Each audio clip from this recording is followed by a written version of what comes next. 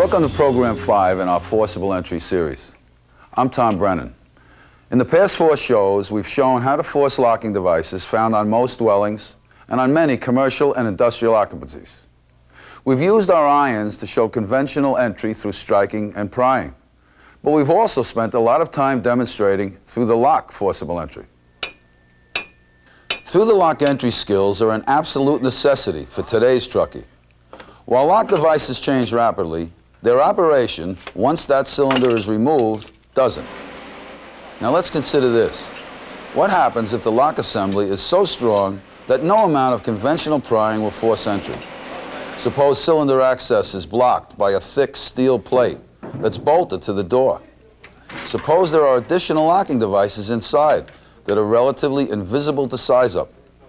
Or what if the door frame itself is the locking assembly, secured in place by sliding bars on all 4 sides? Tough entry problems? You're right. In this program, we'll take a look at each of them.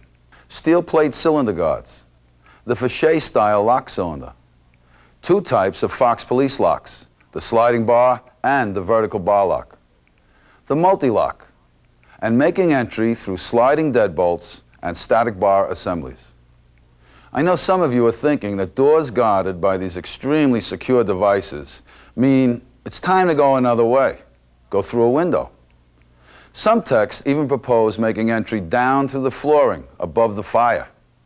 Remember our entry size-up and priorities from the first program. The best entrance is the one the occupant uses. This usually means the front door. Tough, barred, secured with more than 1 lock, it's still your best way in. Windows should not be used as a primary point of entry.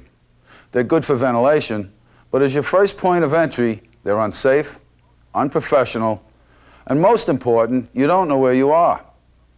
Windows may be used as a supplemental or simultaneous entry point for search, but the front door comes first.